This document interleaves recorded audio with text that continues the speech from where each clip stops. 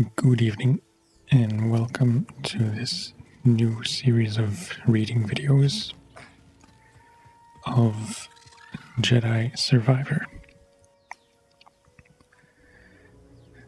I have done a series of these reading videos of Jedi Fallen Order quite a while ago by now,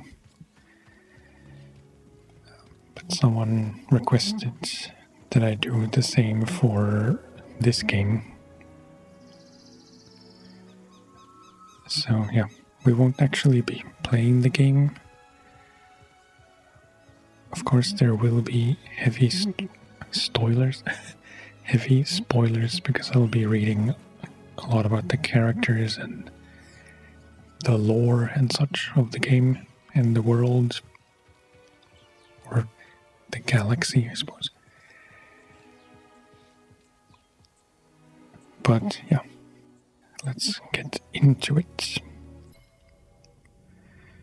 So we'll head over to the Databank. I wasn't 100% sure about the best way to structure these videos.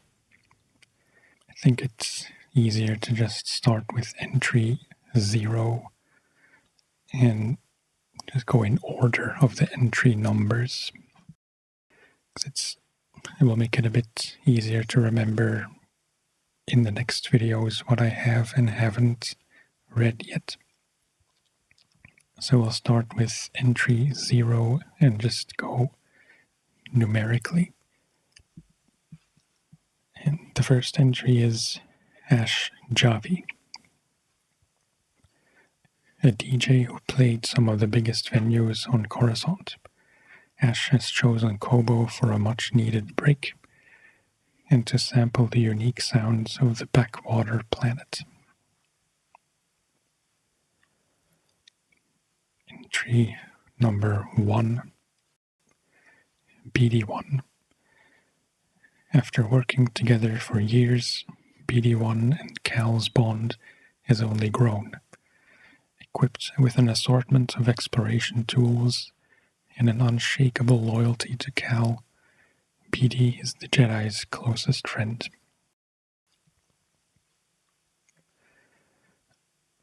Number 2. Yeah, a lot of the characters have multiple entries, so Fearless. Curious to a fault and fearless, BD1 will scan anything that moves, even if his target could eat him. Entry number 3, Bhima and Tulli. Tulli, I'm not sure. Tulli runs her own holo tactics game with the help of her diminutive employee, Bhima, who possesses an outsized personality and gift for gab.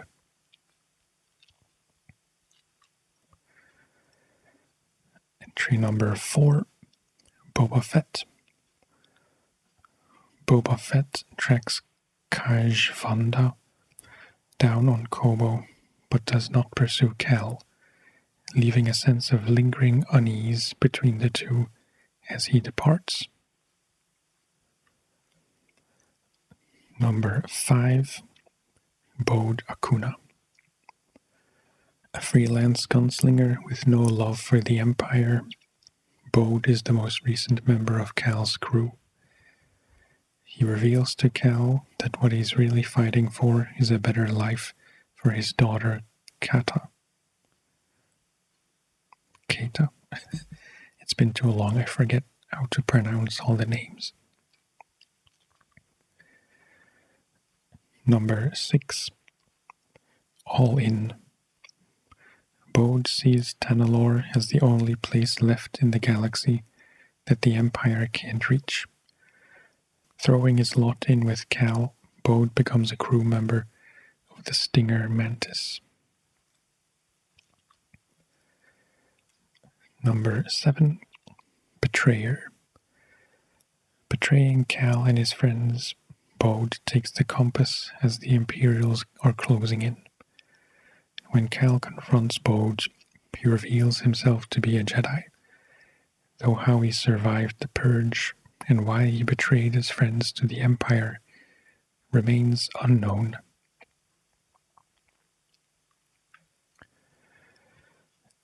Number 8. Truth.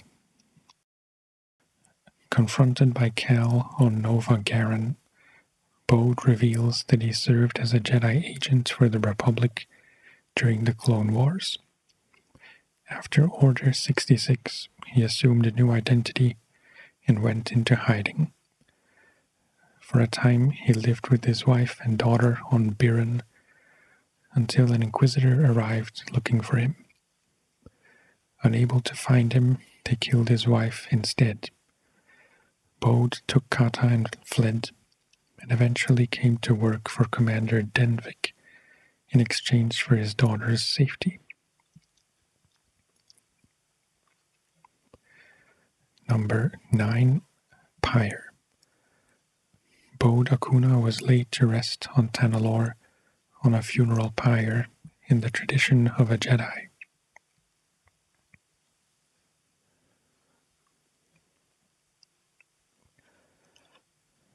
Number 10. This is a different character. Bravo. The pilot of Cal's crew, Bravo is a veteran soldier who fought alongside Saw Gerrera. Cal and Bravo had run many successful missions together in their struggle against the Empire.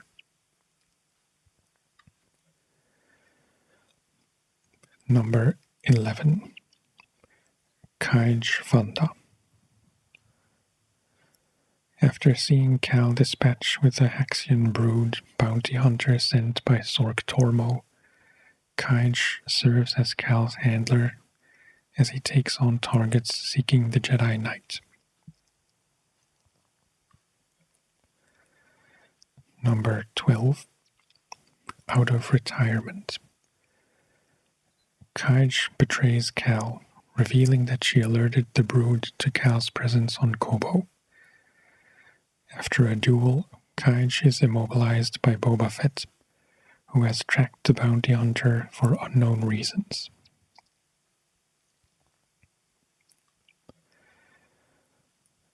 Number 13.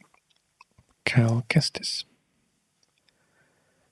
After years of living on the run and fighting the Empire, Cal Kestis has hardened into a fierce Jedi warrior. He leads a crew of outlaws on a daring heist organized by Saw Gerrera as they attempt to steal military intel from a corrupt Imperial senator.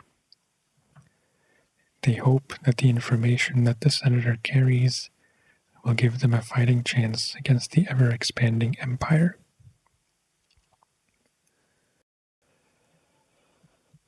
Number 14. Alone. After narrowly escaping Coruscant, Cal questions whether the past years of fighting the Empire were worth the sacrifice. With his former Mantis crewmates spread across the galaxy, Cal is now on his own.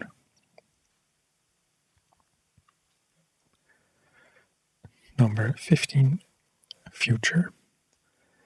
Cal realizes that Tanalorr could be an opportunity to protect the ones he loves from the Empire. With Greez returning to the Mantis pilot seat and Bode joining the crew, Cal can see a more hopeful future on the horizon. Number 16. Purpose. Cere reminds Cal that his efforts fighting all these years haven't been for nothing. Cal learns of the Hidden Path, an organization that protects Force sensitives from the Inquisitorious. Cere and Merrin wonder whether Tanalorr could serve not only Cal and his family, but Hidden Path refugees as well.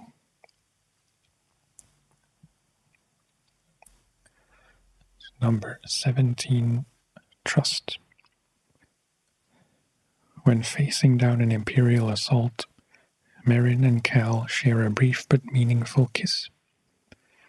She asks him to trust her, and with the Imperial attack behind them, it is clear that their relationship is taking a new direction. Number 18, Doubt. After defeating Ravis, Cal wonders about what code he follows, now that the Jedi Order is gone. He worries that he could lose himself to obsession. Merrin assures him that should he stray from his path, his family will bring him back. Number 19, Betrayal. After the loss of Master Cordova and Cere, Cal carries a burden of guilt. He sought Tanalorr to protect the ones he loved, but Bode's betrayal has cost him everything. The path to redemption leads through finding Bode.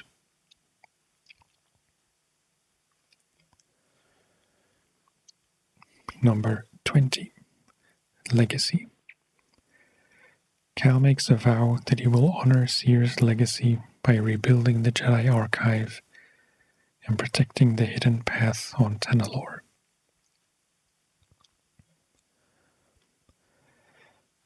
Number 21, Cere Junda. Surrounded by her loyal anchorites, Cere Junda intends to rebuild the Jedi Archive. Cere understands the roots of Cal's relentless fight against the Empire, but she has chosen a different path, to preserve the Order's teaching as well as safeguarding the next generation of Force sensitives through the hidden path. Number 22, Loyalty. Although Cere recognizes the potential in Cal's quest to find Tanalorr, she decides to remain on Jedha in order to oversee the Archive and protect the loyal anchorites who serve her. Number 23, Sacrifice. Cere nearly defeated the Sith Lord Darth Vader, ultimately giving her life to safeguard the hidden path contact codes and allow others to escape. Number 24, Eno Cordova. Back from an unsuccessful journey to locate the Zepho, Eno Cordova has returned to his former apprentice's side, determined to aid her however he can. Number 25, Jedi Researcher. Cordova proves an astute researcher and helps the group unravel the mystery of Tanalorr and the pathway through the Kobo Abyss.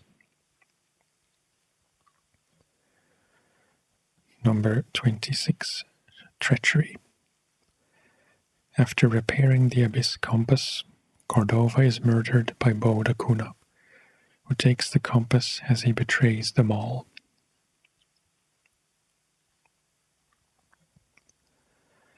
Number 27, Dagan Gera. A Jedi from the High Republic, Dagan Gera blames the Jedi Council for abandoning Tanalorr and hints that someone close to him scarred him. Number 28, Obsession.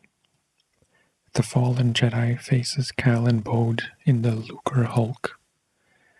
On the trail of the last remaining compass, Dagan is fueled by an obsession to return to Tanalorr. Number 29, Judgment.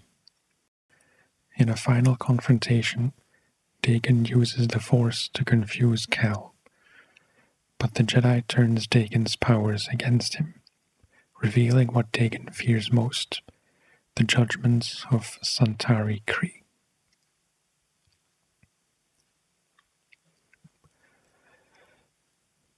Number 30, Dana. A savvy grifter, Dana is always looking to strike it big on the frontier with her partner, Grok.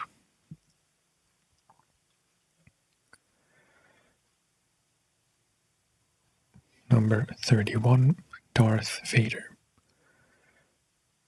The Emperor's right hand and mechanical lord of the Sith, Darth Vader strikes at Cere and Jedi in an act of vengeance, with the intent of destroying both the Jedi Master and their heart-built archive.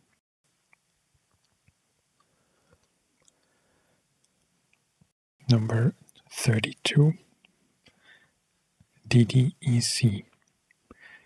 Ashe's collaborator, DDEC, fills the cantina with the best music the galaxy has to offer. Number 33, Lank Denvik.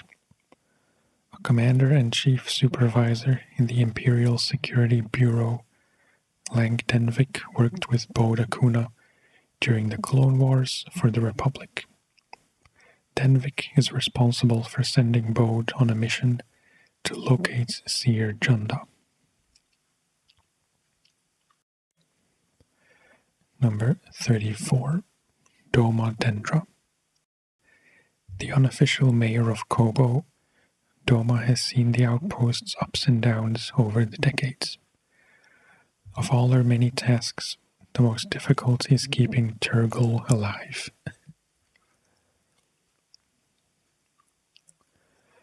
Number 35, Gabs. A syndicate-trained slicer, Gabs doesn't mind enriching herself while taking on the Empire.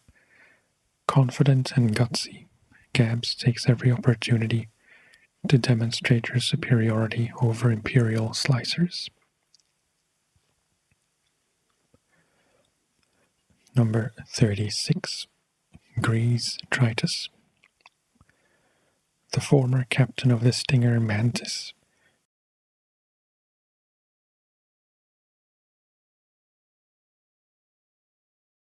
Greez Dritus is the proprietor of Pyloon's Saloon, a sleepy cantina located in the outpost at Rambler's Reach on Kobo.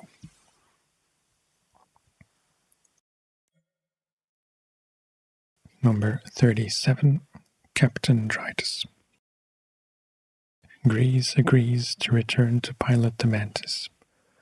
Like Cal and Bode, he can see the promise in a planet safe from the Empire. Number 38, Companionship. After he mourns the death of his friends, Greez takes care of Kata, nurturing her with hot meals and companionship. Number 39, Grok. Grok is a tradesman and mechanic who partners with Dana to seek the treasures of Kobo.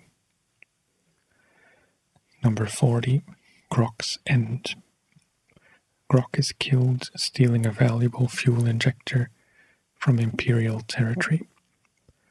Though Dana managed to recover the injector, she's still processing the loss of her partner in crime.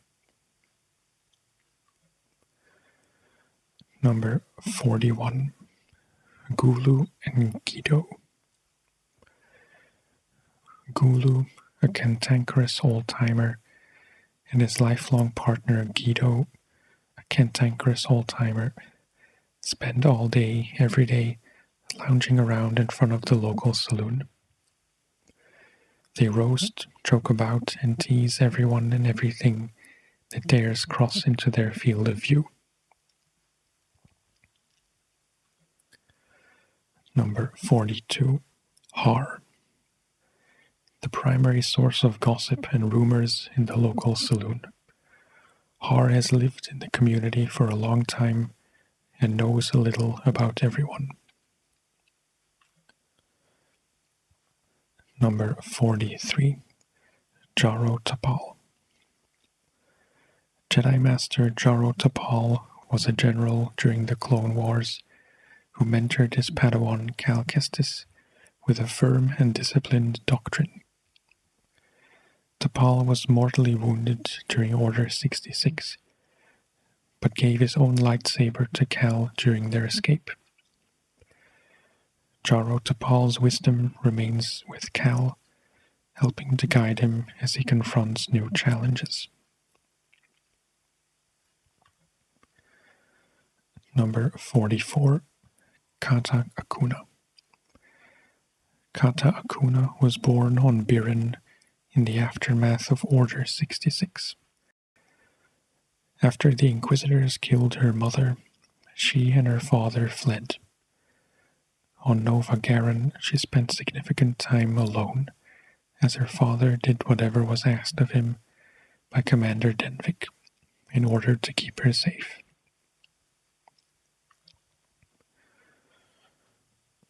Number 45, Santari Khri.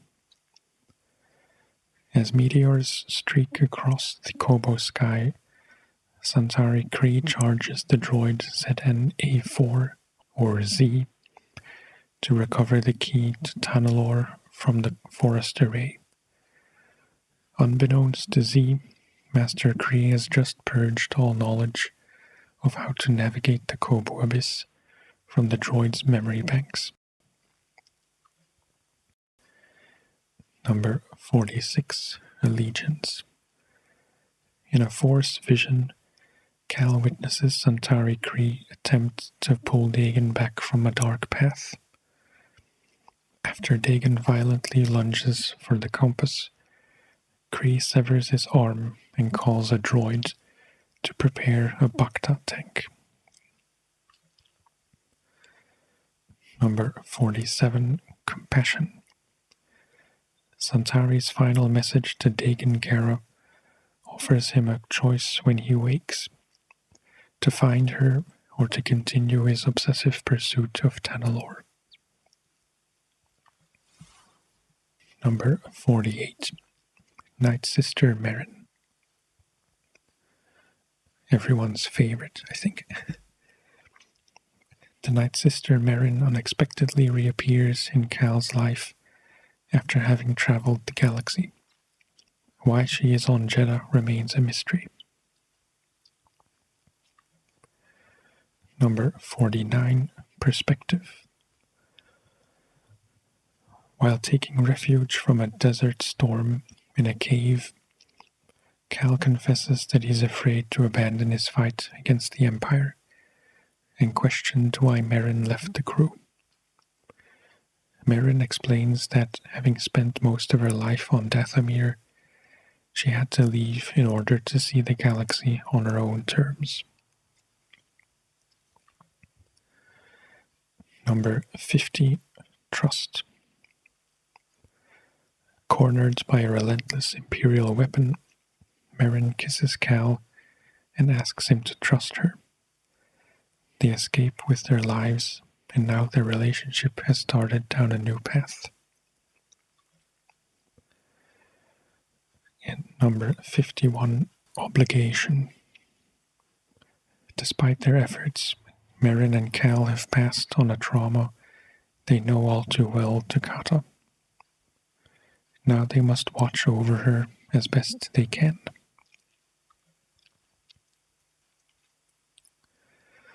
Number 52, M6NK, or Monk. Monk is the droid bartender at Pyloon's saloon and Greez's business partner.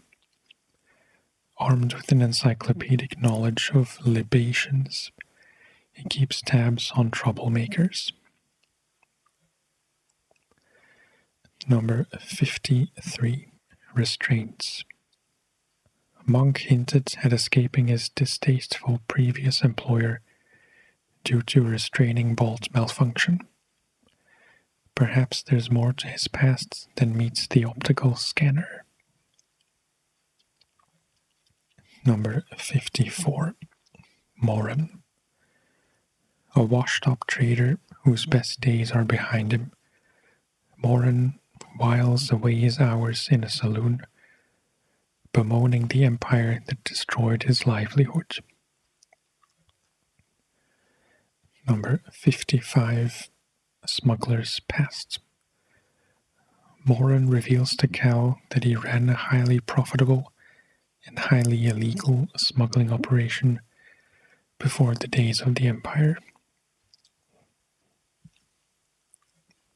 Number 56, Lost Connection. Merrin tells Cal about Dreo, a former business partner and past love from the sunset of Merrin's smuggling years. When Dreo urged Merrin to abandon the business and leave together, Merrin refused, so Dreo left alone instead. Number 57, Amends. At Cal's suggestion, Merrin sends a comm to Dreo for the first time since they split up. Maybe Merrin's future is brighter than his past.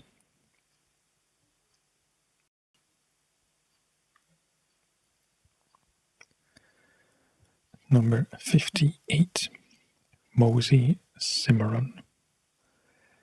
Mosey runs the outpost stables and is a trained tracker and hunter. She is the first to welcome Cal to Rambler's Reach and warns the Jedi about the Bedlam Raiders. Number 59, the Ninth Sister. Masana Tide, known as the Ninth Sister of the Inquisitorius, craved revenge after being defeated by Cal years before.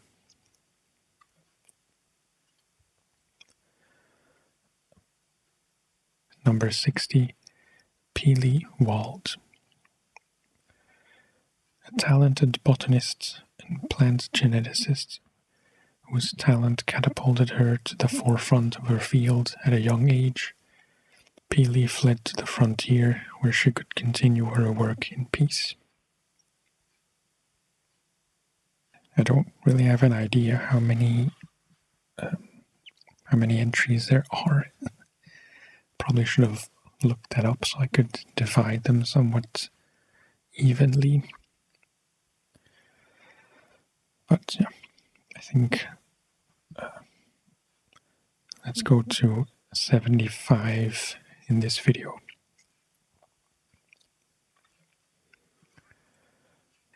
Number 61, Ravis. The Gendai Ravis is the leader of the Bedlam Raiders. He orders his lieutenant to kill Turgle after being sold a fake key. Number 62, An Oath Fulfilled.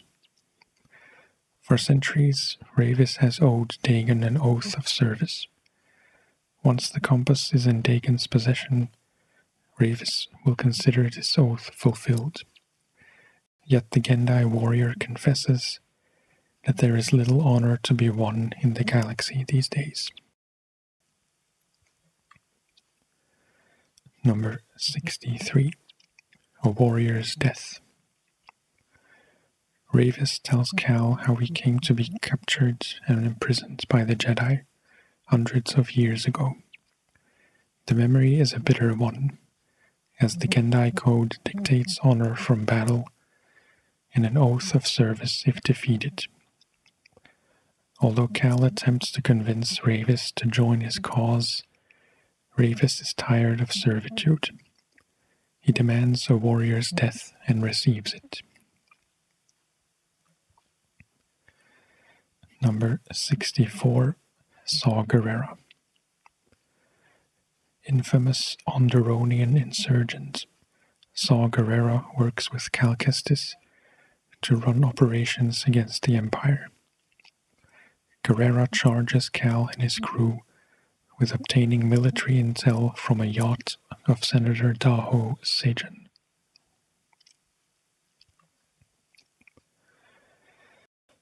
Number 65, Senator Daho Sejan. With one foot in the Coruscant underworld, Utapau Senator Daho Sejan is a political actor who seeks favor with the Emperor by any means necessary. Rumors persist of ruthless negotiations aboard Senator Sejan's Cienar Ramsidian-class yacht. That's a lot of strange words back to back.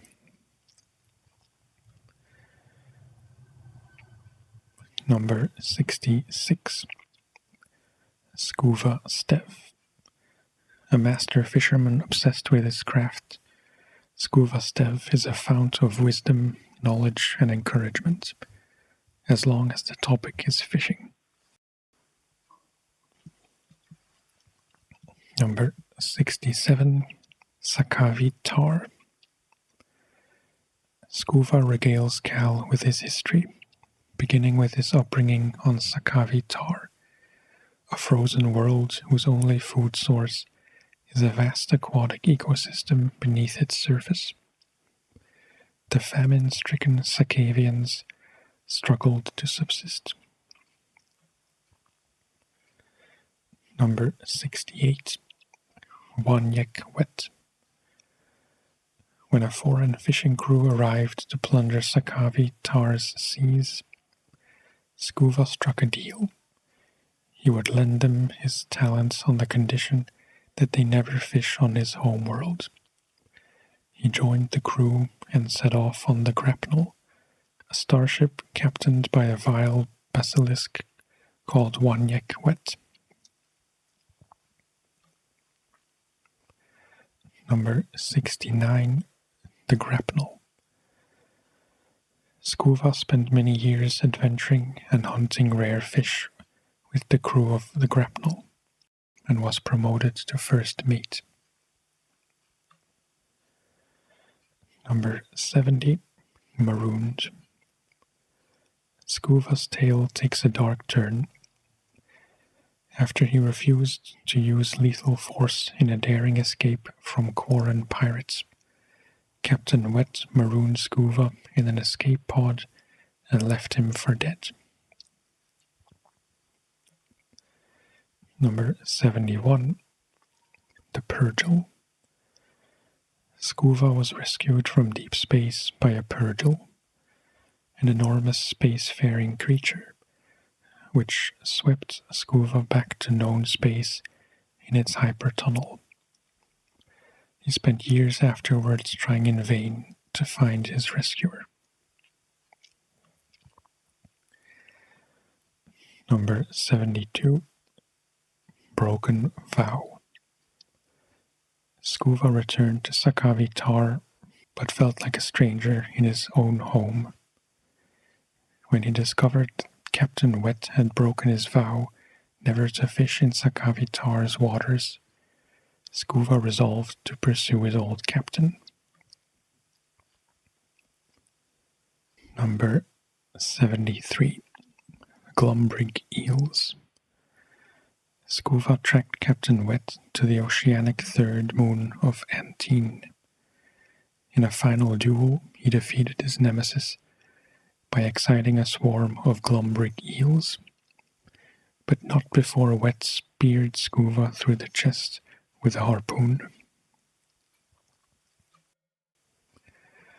Number 74. Such Tenacity. Skoova was rescued by a local fisherwoman who sent him to Kobo with stories of the wondrous fish in its waters. And lastly for today, number 75, The End, ?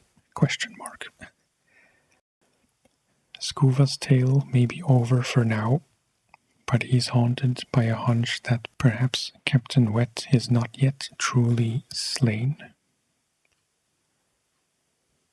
Just so I know what to expect, and so you know what to expect, I checked how many entries there are, which is a rather whopping 496. So, yeah.